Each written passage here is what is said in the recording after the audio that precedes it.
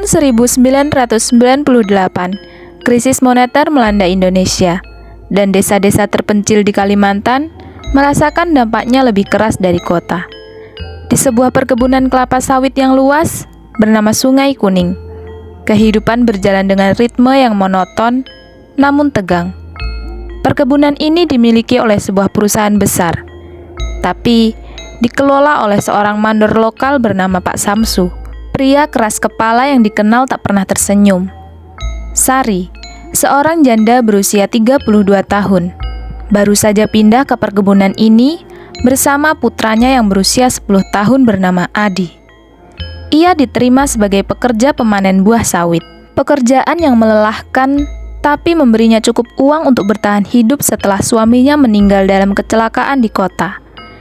Mereka tinggal di barak pekerja, deretan rumah kayu sederhana yang berdiri di tepi perkebunan, dikelilingi pohon-pohon sawit yang menjulang hingga cakrawala. Malam pertama di barak terasa berat. Udara lembab dan panas bercampur bau tanah dan minyak sawit. Dari jendela kecil kamarnya, Sari bisa melihat barisan pohon sawit yang tampak seperti tentara gelap di bawah sinar bulan. Adi, yang biasanya ceria, tampak gelisah. "Bu, kok aku dengar suara orang nyanyi ya?" katanya. Matanya menatap kegelapan di luar. Sari mencoba menenangkan. "Cuma angin, Di. Atau mungkin pekerja lain yang lagi nyanyi." Tapi ia sendiri merasa ada yang aneh. Suara yang Adi maksud bukan nyanyian biasa. Itu lebih seperti dengungan rendah, seperti doa yang dipanjatkan dalam bahasa yang tidak ia kenali. Ia menutup jendela dan memeluk Adi hingga tertidur.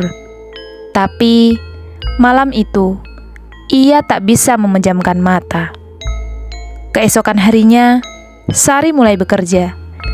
Ia belajar cara memotong tandan buah sawit dengan arit, mengangkutnya ke keranjang, dan menghindari duri yang tajam yang bisa merobek kulit.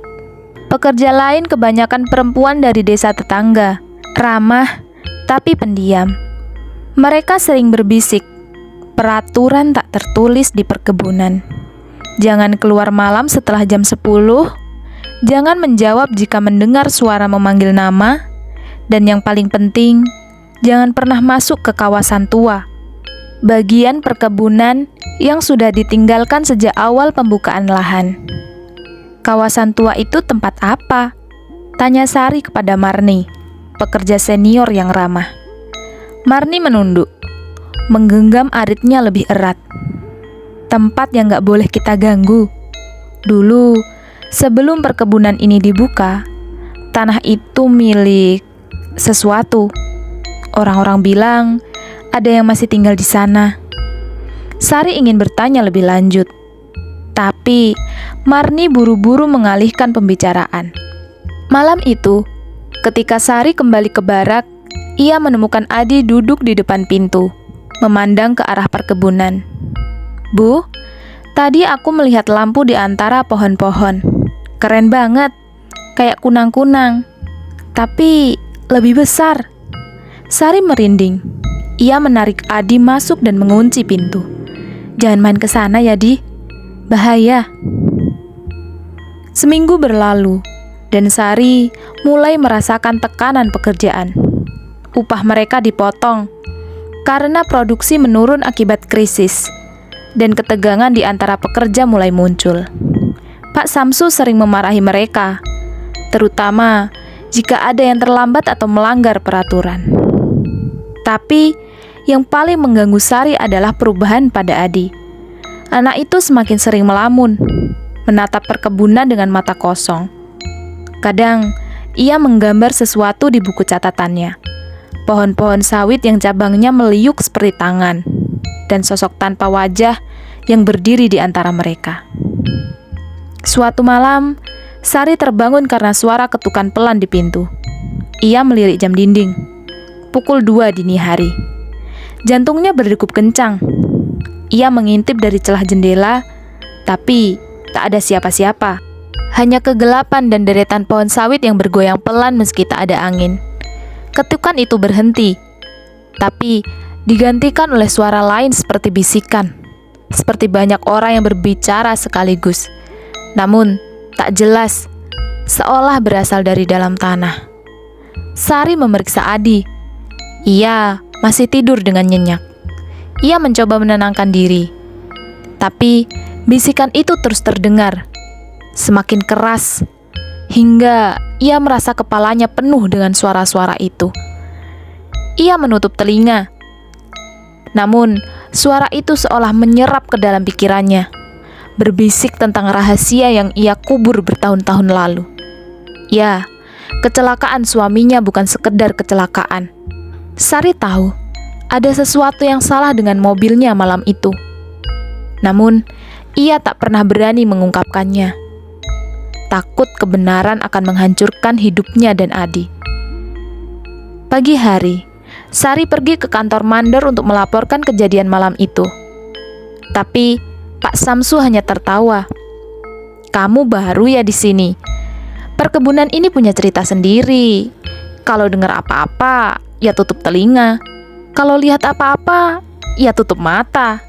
Kata-katanya dingin, tapi ada ketakutan di matanya. Di malam berikutnya, kejadian itu terulang lagi. Kali ini, Adi juga terbangun. "Bu, mereka manggil aku.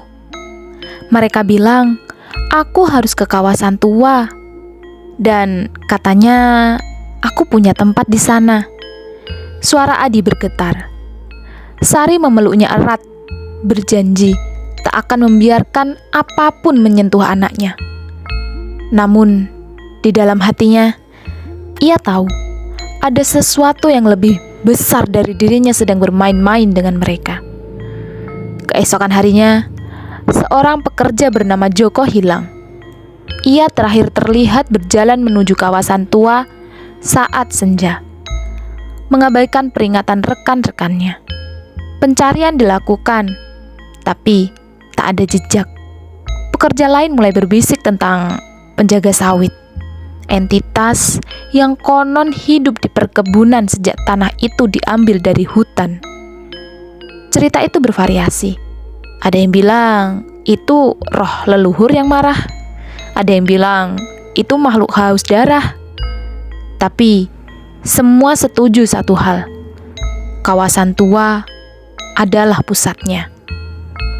Sari tak ingin mempercayai cerita-cerita itu, tapi ia tak pernah bisa mengabaikan fakta bahwa Adi semakin aneh. Anak itu mulai berbicara dalam tidurnya, dalam bahasa yang tak dia kenal. Dan gambar-gambarnya semakin gelap. Sosok tanpa wajah itu kini memiliki mata, tapi bukan manusia. Sari memutuskan untuk mencari jawabannya. Ia mendatangi Marni, yang akhirnya menceritakan legenda lama. Dulu, sebelum perkebunan ini ada, tanah ini adalah tempat pemujaan, kata Marni. Orang-orang di sini menyembah sesuatu yang hidup di dalam tanah. Mereka kasih korban darah, kadang nyawa, supaya tanah tetap subur. Ketika perkebunan dibuka, mereka meratakan tempat itu. Tapi, sesuatu itu gak pernah pergi. Kawasan tua adalah tempat terakhirnya, kata Marni. Sari merasa ngeri, tapi ia tak punya pilihan. Jika ada jawaban, itu ada di kawasan tua. Malam itu, melawan akal sehatnya, ia membawa Adi dan sebuah senter menyelinap ke perkebunan saat pekerja lain tertidur. Mereka berjalan melewati barisan sawit, menuju bagian perkebunan yang ditinggalkan, di mana pohon-pohonnya lebih tua, lebih rapat, dan udaranya terasa seperti napas makhluk raksasa. Kawasan tua terasa seperti dunia lain. Pohon-pohon di sana bergerak, cabang-cabangnya meliuk seperti ular. Tanah di bawah kaki mereka terasa lunak, seperti menarik mereka untuk masuk. Di tengah kawasan, mereka menemukan sebuah sumur tua. Dindingnya dipenuhi ukiran simbol-simbol aneh. Di sekitar sumur, ada tumpukan tulang, bukan hanya hewan, tapi juga manusia. Adi tiba-tiba menjerit, "Bu, mereka di sini!" Ia menunjuk ke kegelapan, dan Sari melihatnya. Bayang-bayang yang bergerak di antara pohon. Tubuh mereka terbuat dari ranting dan daun. Mata mereka menyala seperti bara. Mereka tidak mendekat, tapi suara mereka bergema, memanggil nama Adi dan memanggil nama Sari. Yang paling mengerikan, memanggil nama suaminya. Sari menarik Adi dan berlari, tapi tanah di bawah mereka mulai bergoyang, seperti angin menelannya. Mereka berhasil kembali ke barak, tapi Sari tahu ini bukan akhir. Sesuatu telah melihat mereka, dan itu tidak akan melepaskan mereka begitu saja. Keesokan harinya, Sari mencoba membawa Adi meninggalkan perkebunan, tapi truk yang seharusnya membawa mereka ke kota tak pernah datang. Pak Samsu mengatakan ada longsor di jalan utama, tapi Sari curiga ia berbohong. Pekerja lain mulai menjauh darinya, seolah tahu ia telah melanggar peraturan. Malam itu, Adi menghilang. Sari panik, mencarinya ke seluruh barak, tapi tak ada jejak. Hatinya memberitahu bahwa Adi telah ditarik ke kawasan tua. Dengan hanya sebuah senter dan arit, ia kembali ke sana, sendirian. Kali ini, kawasan itu terasa lebih hidup. Pohon-pohon berbisik, dan bayang-bayang itu kini berani mendekat, menyentuh kulitnya dengan jari-jari yang terasa seperti duri. Di sumur, ia menemukan Adi berdiri di tepi, matanya kosong. Di sekitarnya, bayang-bayang itu membentuk lingkaran, bernyanyi dalam bahasa kuno. Sari mencoba menarik Adi, tapi sebuah suara bergema dari sumur. Bukan manusia, tapi sesuatu yang jauh lebih tua dan lebih lapar. "Kamu tahu apa yang membunuh suamimu?" katanya. Suaranya seperti ribuan bisikan. "Kamu tahu, kamu bisa menyelamatkannya, memberikan kami apa yang kami mau, atau anakmu menjadi milik kami." Sari menangis, mengakui kebenaran yang ia kubur. Ia tahu mobil suaminya bermasalah, tapi ia membiarkannya pergi karena mereka bertengkar hebat malam itu. Rasa bersalah itu menghantuinya, dan kini entitas di sumur menggunakannya untuk melawannya. "Ambil aku, tapi lepaskan Adi."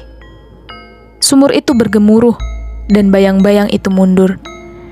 Adi tersadar, menangis memanggil ibunya. Tapi sebelum Sari bisa memeluknya, tanah di bawahnya runtuh, menariknya ke dalam sumur. Kegelapan menelannya, dan suara itu tertawa, puas dengan korbannya. Adi ditemukan keesokan harinya, berdiri di tepi perkebunan, tak ingat apa yang terjadi. Ia dibawa ke kota oleh pekerja lain, dan akhirnya diadopsi oleh keluarga baru. Namun, ia tak pernah sama. Ia sering bermimpi tentang ibunya, tentang sumur, dan tentang suara yang memanggilnya kembali. Perkebunan Sungai Kuning terus beroperasi. Meski cerita tentang Sari dan pekerja lain yang menghilang menjadi legenda lokal, Pak Samsu tetap menjadi mandor, tapi ia tak pernah lagi menyebut kawasan tua. Pekerja baru datang dan pergi, tapi mereka yang mendengar bisikan atau melihat bayang-bayang tahu untuk menutup mata dan telinga. Di malam-malam tertentu, ketika bulan purnama menerangi perkebunan, beberapa pekerja bersumpah mereka melihat sosok perempuan berdiri di antara pohon-pohon, memegang arit, matanya kosong. Ia tak pernah berbicara, tapi mereka yang melihatnya tahu, ia bukan Sari lagi. Dia adalah bagian dari perkebunan sekarang, penjaga baru yang menunggu korban berikutnya. Adi, kini sudah dewasa, kembali ke perkebunan pada tahun 2010, berharap menemukan jawaban. Ia membawa buku catatan lamanya, penuh gambar-gambar yang ia buat sebagai anak-anak.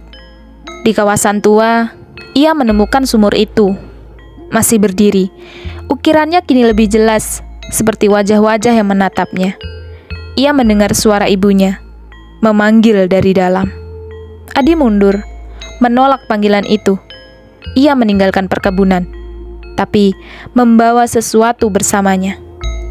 Rasa bersalah dan ketakutan bahwa suatu hari dia tak akan pernah bisa menolak panggilan itu lagi.